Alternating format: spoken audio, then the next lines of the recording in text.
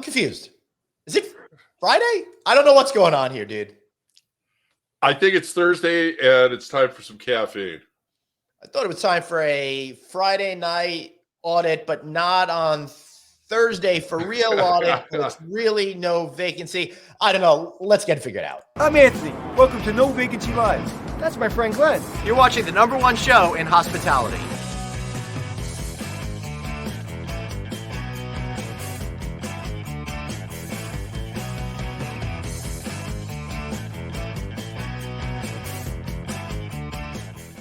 Hey, everybody. Welcome to No Vacancy Live, right? This is not Friday Night Audit, even though I got the incredible Craig Sullivan over there.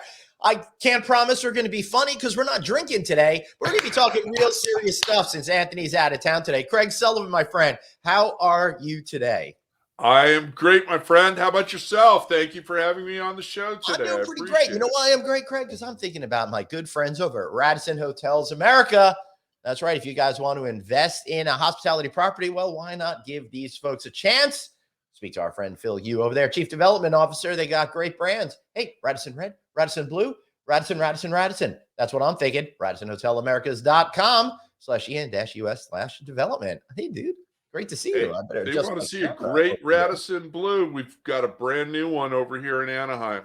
It's absolutely amazing. That's pretty cool. That's awesome. So, all right. So I'm thinking to myself, originally, Bruce Ford and I were supposed to do some content together, right? And then Anthony couldn't make it. And then suddenly the show opened up and I didn't have an actual guest. So I'm like, let's get Bruce Ford in there. And then I'm like, wait, let's get Craig Sullivan in there as well. Because the three of us, we go back, we have fun. And honestly, Craig, when you're not yucking it up with me on Friday Night Audit, which of course you can watch right here where you're watching now, Friday nights at 5 p.m. Join us for our super spectacular end of year show tomorrow.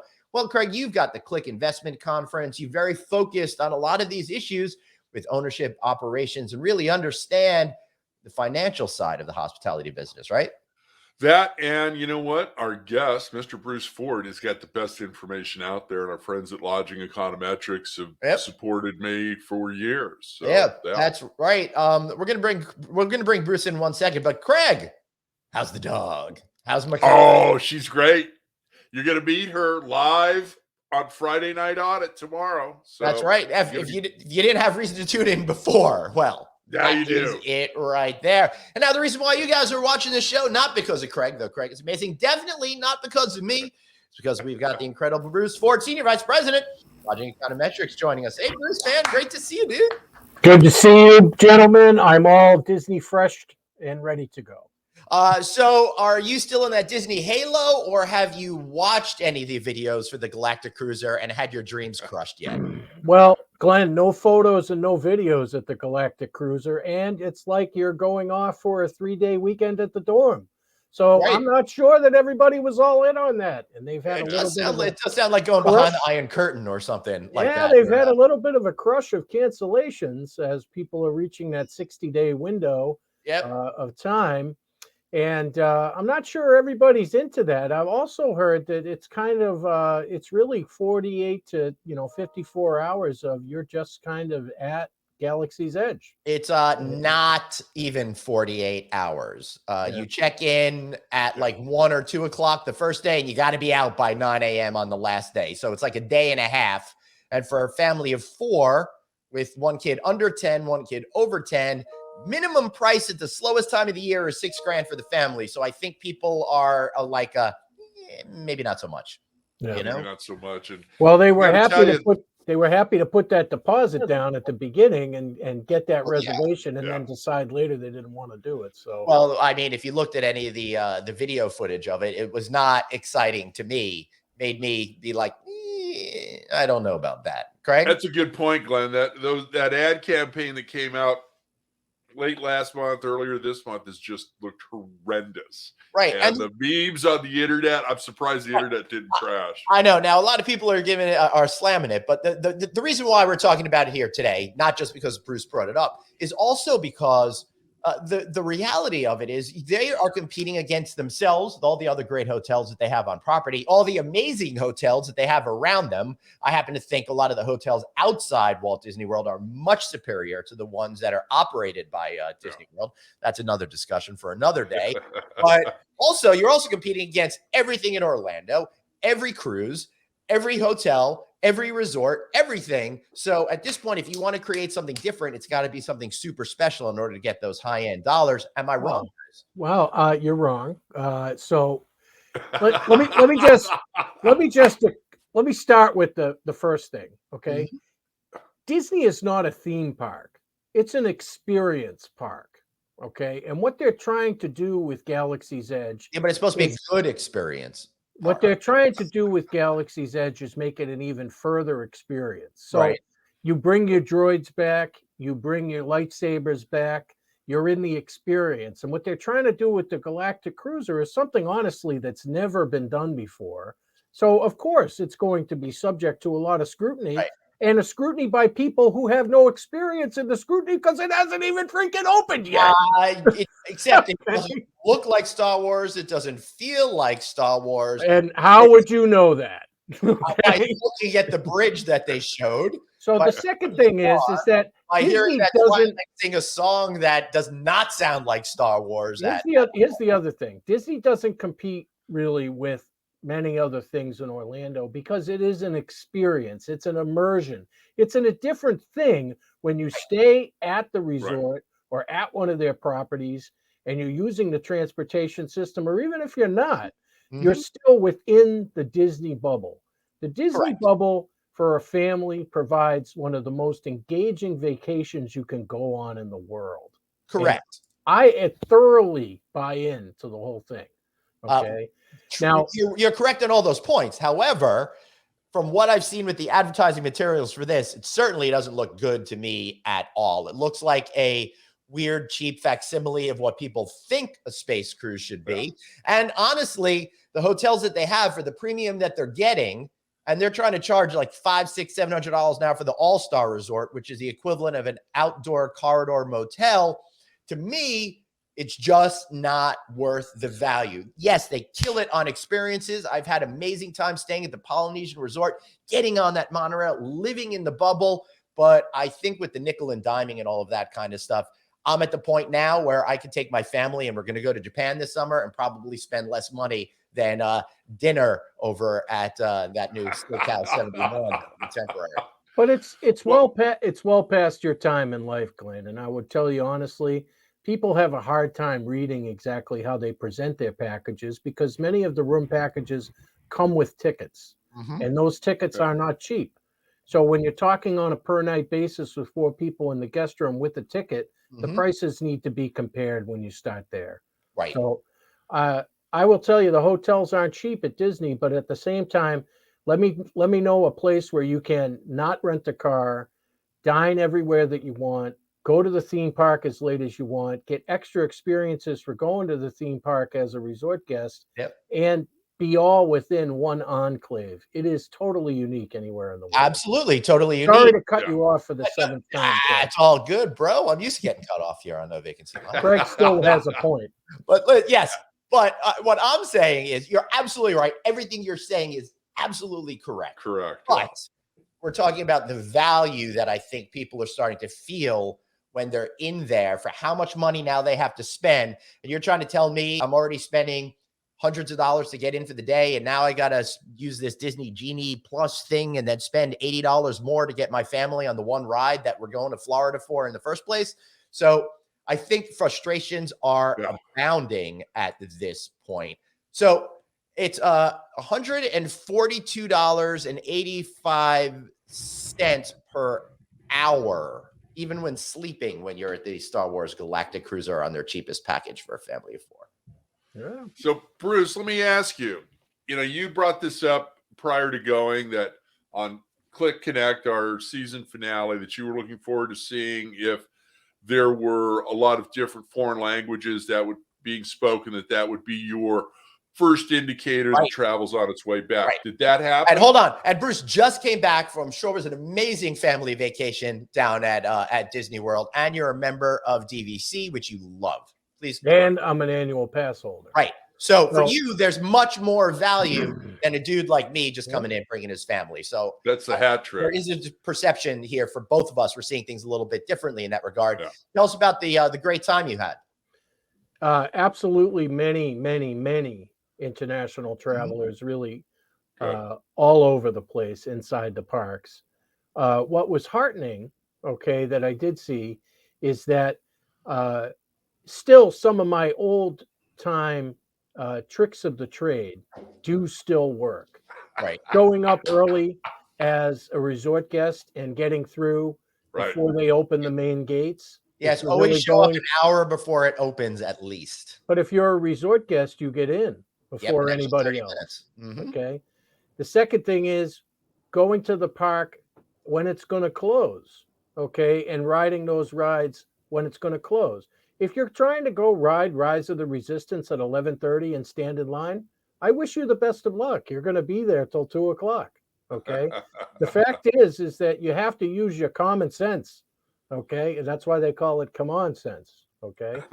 But at the same time, the shows are all back. Yep. Okay. So many of the shows that have been off stage for quite a while, they're all back. I enjoyed quite a few of those. Yeah. The shopping experience is crazy. I hadn't been there around Christmas in a while.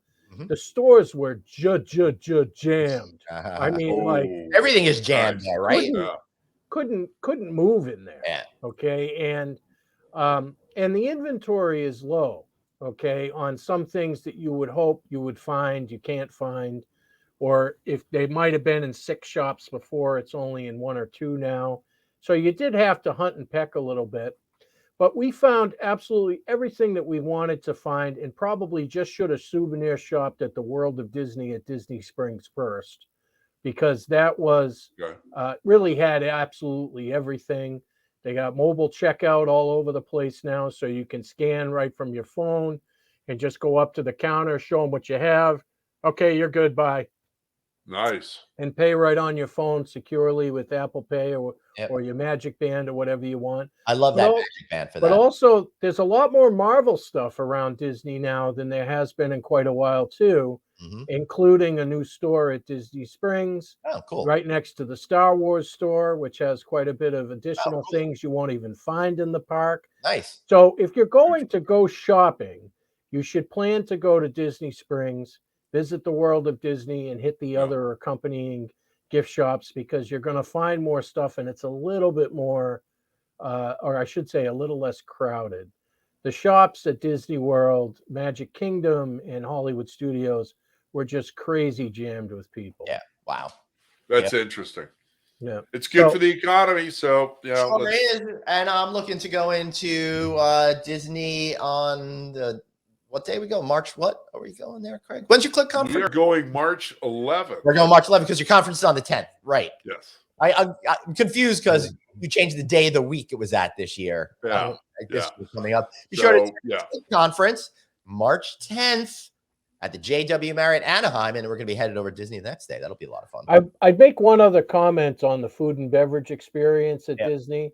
We ate at some of the nicer restaurants, including Cinderella's Royal Table up in the castle, which I couldn't recommend more. That was really quite a great experience. We also ate at the Brown Derby at Hollywood Studios. That's great. Food quality, really, really good. And I was at the Brown Derby once, and I ordered a glass of wine. I accidentally got myself a $40 glass of wine, but easy to do. I was on effect, yeah. And then we also ate at Teppan in Japan, which was really, really quite good. Yep. So the high-end experience is still there, still available. And I found the food and beverage service to be great. Even the quick service has improved. I know a lot of people talk about that as being still difficult to deal with, but if you're me with my beverage quick service, wasn't a problem. All right. That's awesome. Craig, any more to say on Disney before we move on? What was your impression of Galaxy's Edge? So I've been there now 3 separate trips. Yeah. And as I walk around Galaxy's Edge, I'm not as moved as much as I used to be. I do enjoy going at night. Well, you've been there 4 or 5 times now, right? I have. Yeah. And I do enjoy going at night. However, the Rise of the Resistance broke 2 out of the 4 days that we were there. And so the line was untenable. I've ridden it 7 or 8 times now, so I'm okay. But if I was there on vacation, I'd probably So be pretty pissed. upset. Yeah, so pissed, right? If you hadn't ridden it before. So, big breaking news in hospitality as of noon yesterday. And of course, I'm not talking about Ambridge and Pyramid. Who wants to talk about a silly merger when both Bruce Ford and myself were quoted in the Washington Post what to do when a hotel closure impacts your trip. Did you know this article is out yet, Bruce? I did. Yeah. I did. Nice. So kudos to Bruce Ford for getting quoted all the way up here. Yeah. Bad Trying to say the right all thing. the way down here to the end. Oh, man. So once again, Bruce Ford shows his mighty self. There you go. Well, hotel closures were a very big topic in the industry for quite a number of months. Yep. Really kind of as the industry really wasn't traveling. And that was, you know, an extended period of time. You have to keep in mind that travel only began to pick up a little bit. We had bumps in 2020 around the holidays. Yeah. Okay. But for the most part, it was pretty slow, really, until we began really fervent vaccination across the country. But now we're returned to about 25% below where we were on the long-term average. And the airports are busy and the flights are full, and there's less flights than there were, and the mix of Definitely people that fewer are on flights. And looking at the numbers, we're still 400,000 to 500,000, 15 to 20% off, depending on that. Yeah. And the mix of people that are on those planes are different. There are business travelers. It's obvious. You can see them. You know, they're around. It's not as much group, obviously, but there are lots of families that are taking vacations. Yes. And lots of parents with kids in tow. Lots of multi-generation vacations. Probably that rather than me come to your house for Christmas this year as the grandparent, because we haven't gotten together for Christmas, let's go away for Christmas. Let's go away for the holidays. Let's, you know, we haven't spent that money. Let's take 10 of us and go off somewhere. So the big family vacations seem to really be a thing right now. You know, multiple generations getting together and just heading to a new place. So I'm sure that we'll hear from Airbnb and VRBO about home rentals being through the freaking roof in the holiday season, because I'm sure it's been pretty good, because I'm sure the house rentals have been a big deal. Yeah, those are great points, Bruce, and you're absolutely right, both of you guys. You know, I traveled back to Connecticut to pick up Mackay. Planes were packed both ways, and you know, TSA was, you know, keeping up. They were doing a great job, both at miserable LAX and out of Bradley in Connecticut. They were an absolute pleasure back there. Flight crews and ground crews that I talked to were all doing well, and you know, they were covering all the bases. So I think that's a good indicator. You know, granted, we were after Thanksgiving, before Christmas, but those flights were totally sold out.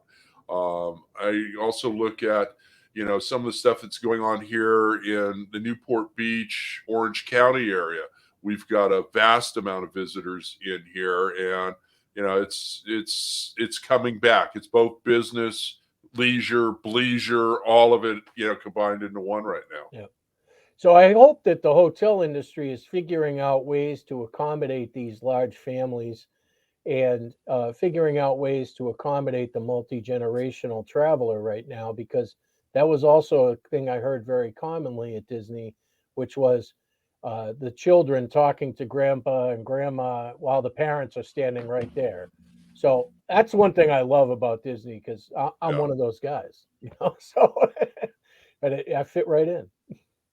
Yeah, it's one of those things that it's just easy to be with each other in those in those particular circumstances, and that is priceless. So, Bruce, We're both quoted in the Washington Post. Once again, you show that your information is absolutely fantastic. Now, anecdotally, you've been telling us about what you're seeing on the ground, but what is your data telling you right now when we're looking into 2022?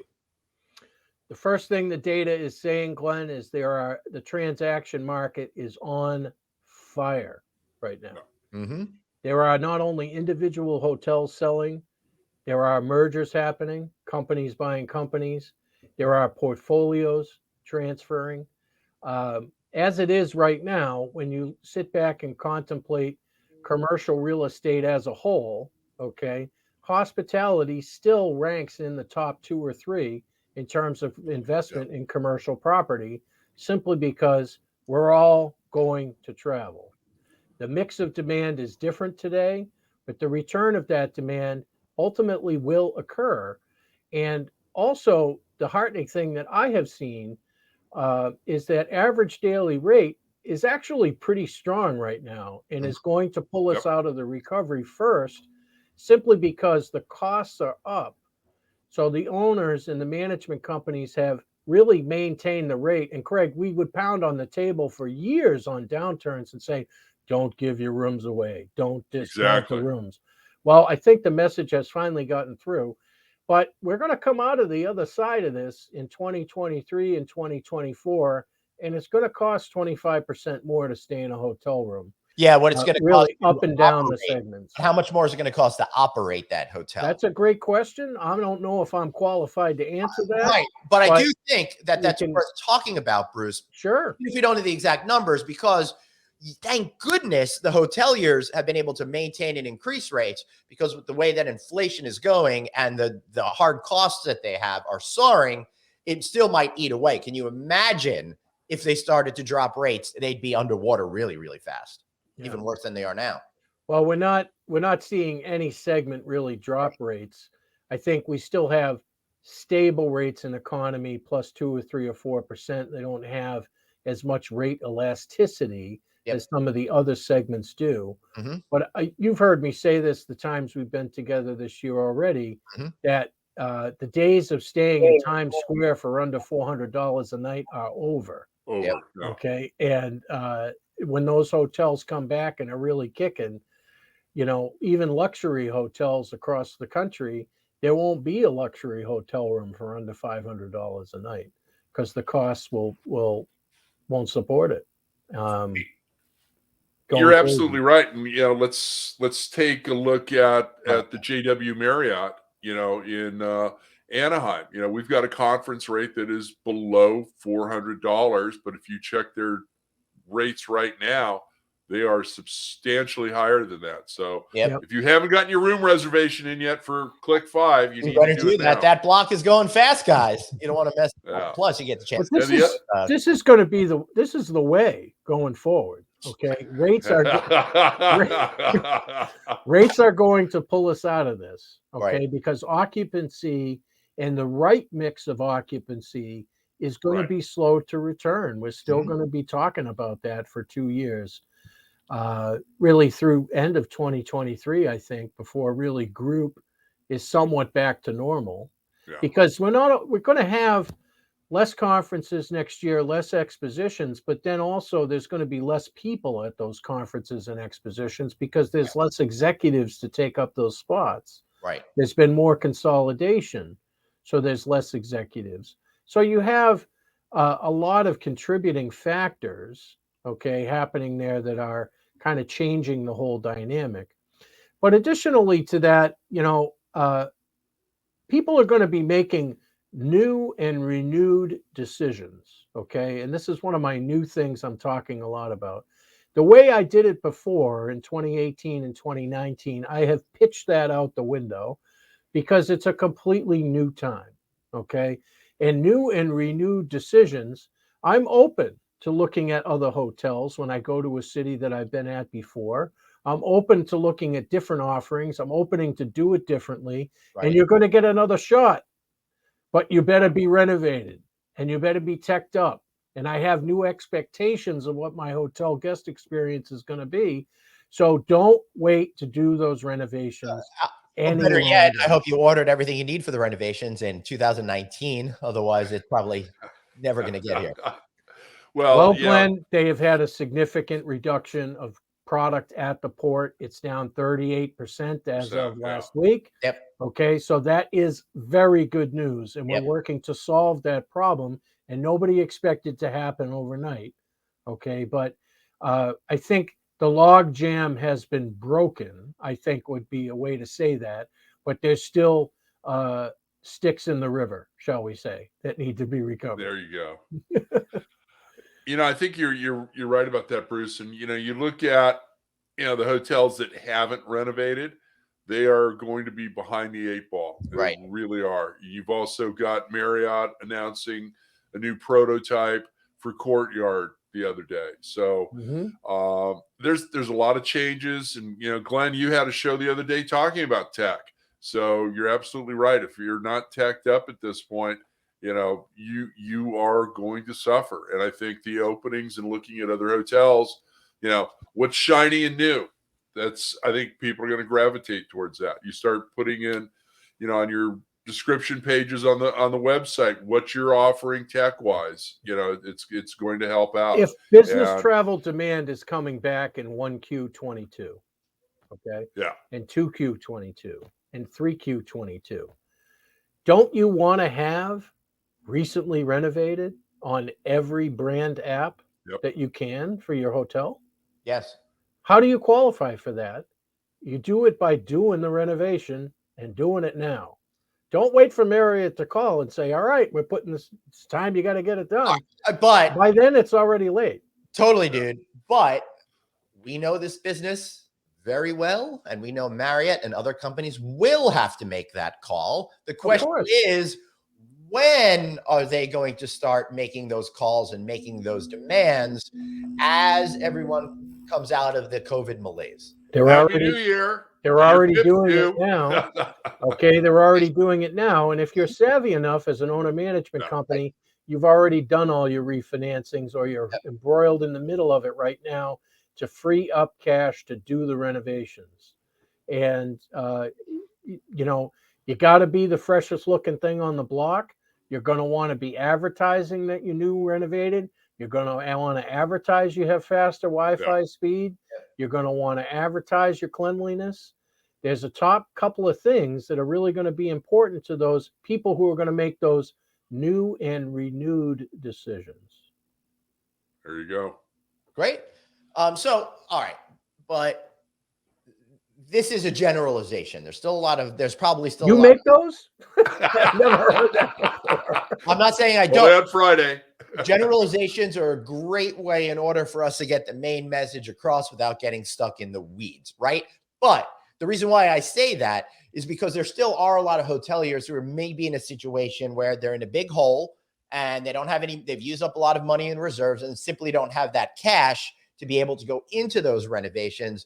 Bruce, how likely is that scenario to really repeat itself over and over again in hospitality, in your opinion? And do you think we're going to see a lot of people switching flags because of that and being forced to, being booted out of systems? What's your read on that whole angle? Well, dropping down the chain scales is a natural evolution. Right. Okay. Based on age of property a lot. It happens. Right. Okay. I think what I would say is, if you're an owner of 5 or 6 or 7 hotels, right, you probably downshifted into an owner of 3 or 4 or 5 hotels. You probably already had that happen to you. Okay. And hopefully that downshift that you did freed up enough cash to shore up the properties that you kept. If you didn't do that, perhaps you assigned management to another third-party company who perhaps supported you financially with some key money to give them a longer-term management contract. You could have done that. But if you haven't renovated and you're in the position of training down the chain scale cycles, you're going to lose value, and you're going to lose future value on your hotels. And ultimately, you probably should have made some different decisions 12 or 18 months ago. You're right, Bruce. But one thing you got to look at too is the lenders. They made that loan based on that flag. Yeah. So you 100%. better talk to your financial partners early on before you just jump ship or, call the loan due. Let's create a bigger mess. And there was some rumblings about that, Craig, in a few of the conferences that we were at over the past couple of months, that the defaults are not over. Right. Okay. And if we have another dark winter, okay, the defaults may come back. And, I'm not saying that this is going to be a dark winter, but we're not going to have the group and business travel kicking in immediately on January 3rd, like a lot of people hope. Right. Because office openings are still being pushed back, and conference schedules are still being manipulated, shall we say. And it's not a guarantee. I mean, we now have 11 states that have a mask mandate again. Yeah, we just got ours put in on Monday. Yeah. I mean, that type of stuff is coming back. And also, we've really got to make a big push for the booster. Not everybody's in on that. And so there's got to be some reworking of that, because the booster is what's going to protect you. Because in Germany, as an example, and they really haven't said much about this in America, but in Germany, if you reach 9 months after your second shot, you're no longer considered vaccinated. Yeah. Okay. Read that. And your protection after 6 months goes like this. So it's not 0 after 6 months, but it keeps going down. Okay. And it's pretty clear that you can get COVID multiple times. Okay. Yeah. And it's pretty clear that, the population is not necessarily continuing to practice the health and safety protocols that we all learned to do in 2020. Hey, it sounds like you were with me visiting many bathrooms in Las Vegas. Yes. I mean, come on, man. Wash your hands. If we're going to kick this to the curb, some of this stuff has got to come back. And, I'm diligent about that stuff. But it's clear to see that not everybody is interested. There's a lot of fatigue out there. I get it, man. Mm-hmm. It's been a couple years. Yeah, man. It's all really, literally, we're coming up on a couple of years in just a couple of months right now. And I totally get that fatigue. Oh, that's exhausting. But I also think that a lot of us are becoming inured to the rules. I don't even think twice about the airport stuff anymore and the different protocols. I've gotten used to it. I've adjusted to it. Doesn't affect me. Now, again, going to Canada, I may not do that because of all the extra testing and layers and stuff like that. Too much of a hassle factor. So I may stick close to home. Not afraid to get on a domestic flight. Not afraid to go anywhere in the United States. But what you're talking about, Bruce, is maybe we're not going to be fully back next year. So Daniel is curious. Question, Bruce, the great comeback, 2023? Yeah. Well, we're beginning to see the changes now. Certainly the demand monitors that we're looking at say that business travel has begun to come back. It says the group travel has begun to come back. But ladies and gentlemen, we have a long way to go. Right. We have a long way to go. So when we start talking about recovery, okay, I don't look at ADR, because ADR has remained strong, and that's really all you need to know. Right. Okay. But when you look at the mix of occupancy, there are some that are just absolutely, in the gutter. Okay. And to really bring the business back and to bring the demand back and to bring it back to all the types of hotels that we have in the industry, it is going to take a while. Okay. Mm-hmm. And real momentum probably isn't here until summer 2022. And I don't think we're going to feel recovery until well into 2023. I agree. I think, it doesn't mean there won't be profits. Doesn't mean there won't be money. Doesn't mean there won't be activity. Okay. Right. But recovery, okay, is still many quarters off. So, all right. So let's get into, now let's get really into the weeds. How do you define recovery? Because a lot of hoteliers I know are in the right market at the right time and are having better years than 2019. So Perfect. How are you envisioning, what does recovery mean to you? Is there any benchmarks that you're thinking about? Yes. Benchmarks that I'm thinking about. So air travel has to be 15% higher than it was than 2019. Right. Number one. So number you're two, saying on yesterday in 2019, there were 2.2 million travelers. Yesterday is 1.76. You're saying we need to get to 2.4 million or so. correct. Okay. Minimal. Second thing, I said to an exposition company, I said, how many expos are you doing where, out of 10 that you had on the schedule, how many are you doing? He says, we're doing 7 out of 10 right now. Right. One or two are canceling and a couple are going virtual, so 7 out of 10. I said, you call me when you get to 10 in a row that are all in person, and then add 12 months onto that. And then we'll talk about recovery. Okay. Yeah. So 10 in a row might happen by spring, early summer next year. So add 12 months onto that and we can talk about recovery. That's right out into the middle of 2023 and third quarter 2023, probably. So this is, also on recovery. Okay. We need to start seeing conventions happen. We need to start seeing large companies have all of their offices open again. Right. The workforce and the, kind of the flexible workforce of some days at home and some days at the office, that isn't really what the measure is. If we're not opening offices in urban centers and we're not comfortable getting close to each other again, companies are still going to resist business travel. Right. They're What if still I've gonna never been resist comfortable conference being travel. close to you, Bruce? Then what? Well, Oh man. Don't worry, Bruce. I'm comfortable. Because I'm intimidated. well, Glenn's always had a tennis racket, especially for my face. So it's just the way it is. That's how we love each other, man. 27 years of friendship will do a lot to a guy. It's kind of how it is. But at the same time, Glenn, recovery really isn't the word, because every one of the owners and management companies out there in the industry is doing the 6 things they ought to be doing. Right. They're buying some hotels, they're selling some hotels, they're still looking at building some hotels, they're renovating and converting their existing portfolio. And if they're in the business of third-party management, they're looking for new opportunities because they have the capacity to move and shake and shift. Okay, so they're out there doing that. The franchise companies have a new plan. They're going to be pushing the CapEx through. They're going to have new prototypes.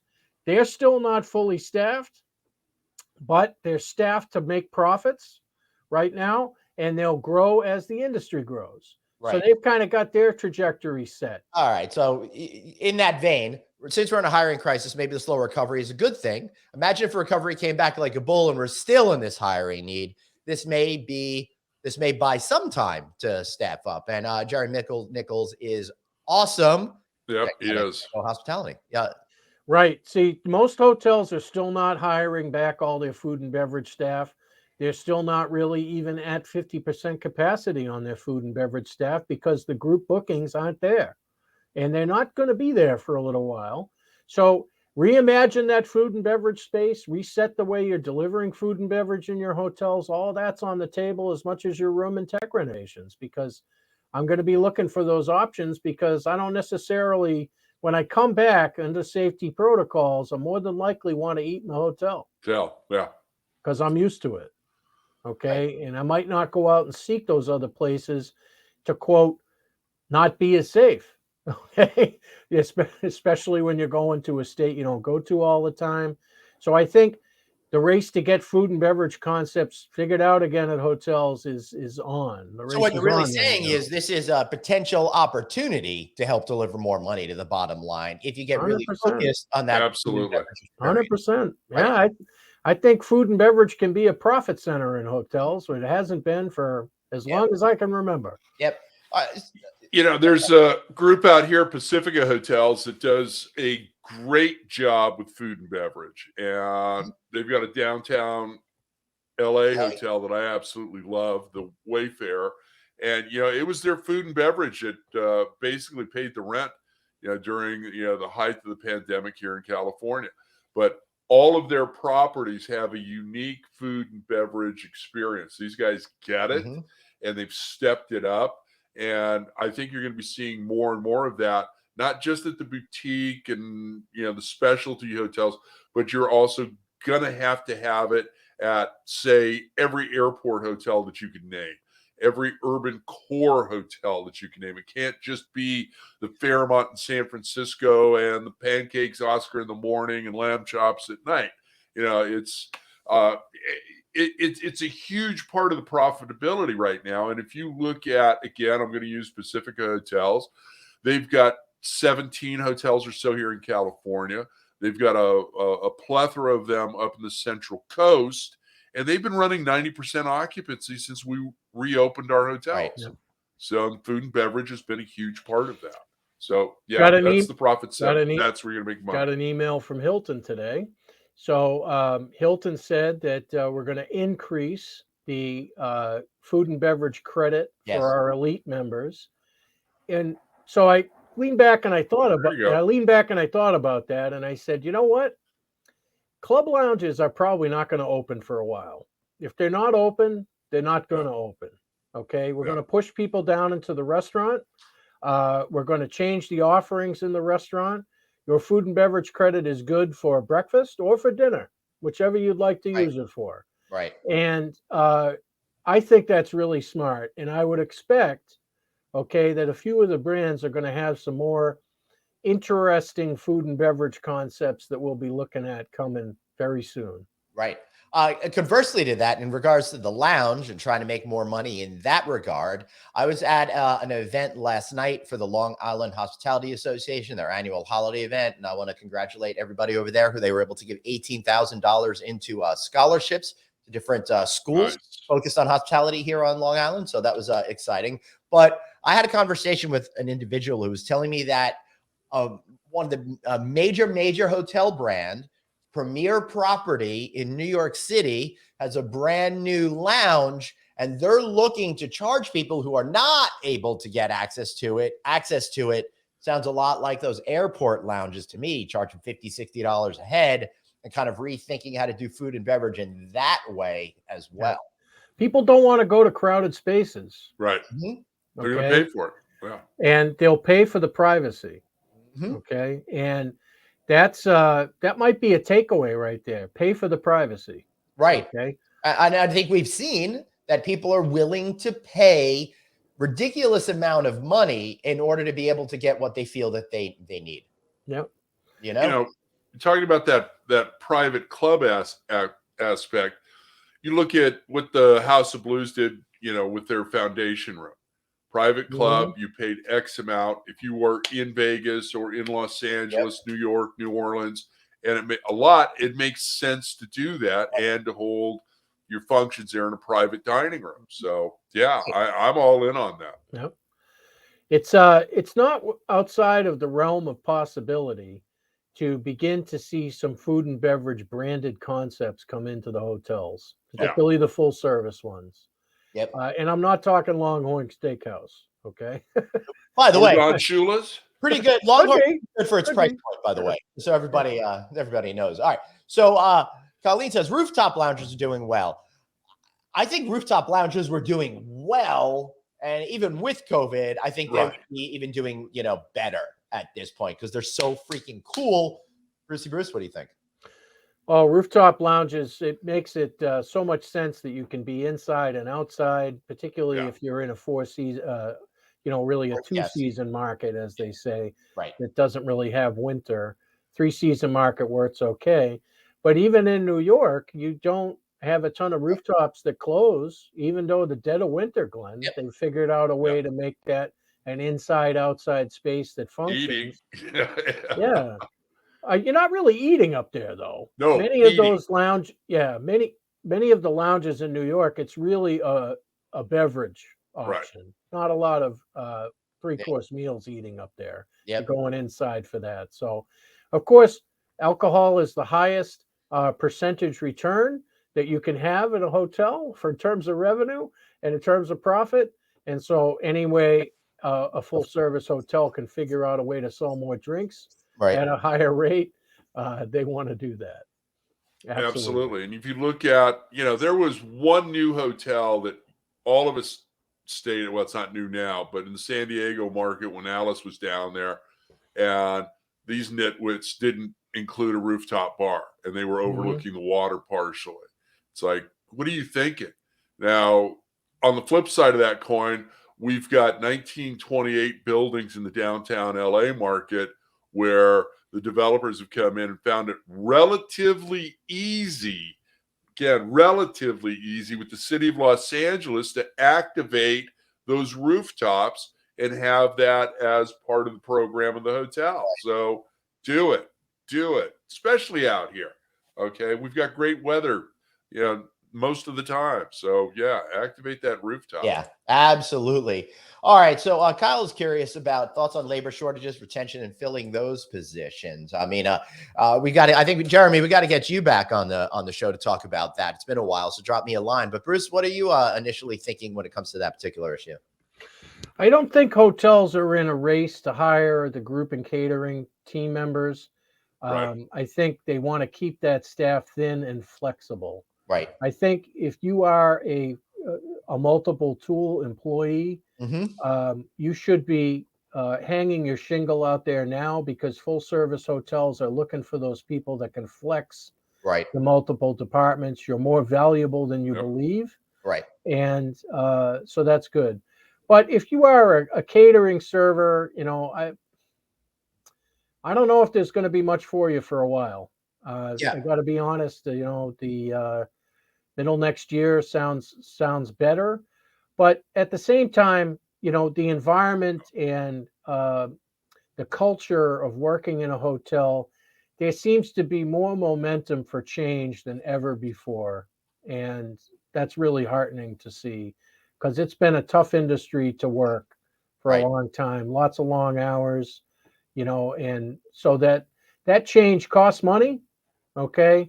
And maybe it's been brought on by the pandemic, and maybe that's a good thing. Right. Okay. And if y'all are interested in learning more about the flexibility and how one hotel is finding success with moving their workforce around, check out our December 9th show last Thursday with Grady Collin, the managing director of the Garden City Hotel, who talks just about that. And Bruce, every day he's saying they're figuring out how many people they actually have coming into work that day and where they think that demand is going to be and which bars and restaurants should actually be functioning and at what hours, and then shifting everyone to meet that need. That's all about guest profiling, Glenn, which is another thing that we're going to see a lot more of coming forward. And I think you mean profiling in the CRS good, positive sort of way to give people a better experience. Well, it's the other way for you, buddy. Understood. But take me out of the equation. Take me out of the equation. So how do you see that going? Implementing technology to really understand your customers more, to get them to really engage with you more, and therefore spend more. I think when I'm booking, I say to a lot of people, I don't use third-party sites. I'm a brand.com guy for whatever it is I'm doing for travel. And I am more than fine with answering a few questions about what I expect for my stay with brand.com when I book a hotel or I book a plane ticket. I'm more than happy to answer those questions. I think it engages the client, and I hope we see more of it. Yep. Craig? And they always say, do not put me on the same floor as Glenn Houseman, Bruce Ford, and Craig Sullivan. So, hey, listen, practical advice no matter what situation. Exactly. So, get Alice, remember that. So, but no, I think you're right. The OTAs tucked their tails and, ran into a corner when this all started, and I don't see them really being a whole lot of help. Go to the brand website, go to that independent hotelier's website, fill out that form, let them get to know you. It's always enhanced my experience. I don't have the nonsense in the minibar that prior to the pandemic that I didn't want. I always had the stuff that I wanted. So, they had my room ready on time. I got an early check-in, whatever it was. They met my needs and wants. So you don't get what you don't ask for. That's right. Exactly. That, no joke, is a valuable lesson you taught me 20 years ago, Bruce Ford, and made all the difference for me. I mean, it's perfect. Setting the expectations before you even arrive. If there is a vehicle to do that, if there's a way to do that, do it. You'll have a better experience. Yep. Cool. Bruce, before we wrap up, any final thoughts, anything that you want to get out there before, of course, you talk about Lodging Econometrics? Well, one of the final thoughts is, Glenn, is that if you're a supplier out there in the industry, there is a lot of opportunity today. You should not feel monitoring your business with operating performance is the way to go for the next few years. If you've been listening today, what we have said is the industry is going to go through a choppy road to recovery. It's going to be up and down by market. It's going to be up and down by location. But one thing is for certain, the owners and management companies and franchises will be investing in their hotels fervently over the next couple of years because of the pent-up demand to do so over the past couple of years. And there is plenty of opportunity out there. If you're an owner and management company out there, I applaud you for reinvesting in your portfolio. Make it the shiniest, most beautiful hotel for the re-engaged decision that the owners and that the travelers will be making over the next 6 to 12 months as we come back. And for the franchise companies, please focus on your own brands. We don't need any more. Okay.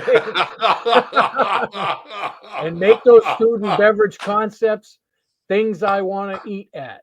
Okay. And I will pay for privacy. Remember that. Right. All right. Love it. Bruce, you're SVP over at Lodging Econometrics. What the heck do you do? How can we find you? How can we learn more?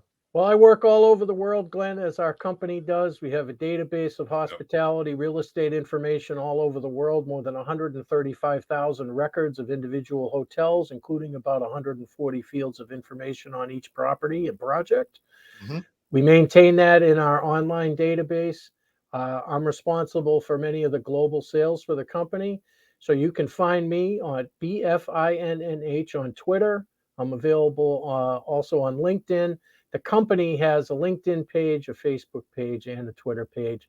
Please sign up at lodgingeconometrics.com if you're interested in receiving any of our quarterly emails about particular regions around the world. We do talk a lot about kind of metrics for development, metrics for renovation and conversion, and we're always happy to share. Cool. Craig, we were talking about it before, but I want more than ever to do something on March 9th. What should I do? You should fly into John Wayne Airport in Orange County, California. And don't tell anybody there's a party that night. What? Just before the California Lodging Investment Conference's 5th annual event on March 10th. And then Disneyland on the 11th. Excellent. So sounds like a lot of fun. Yeah. And you can catch Bruce Ford on the season finale of CLIC Connect 5. We've got some other information we didn't go into here today.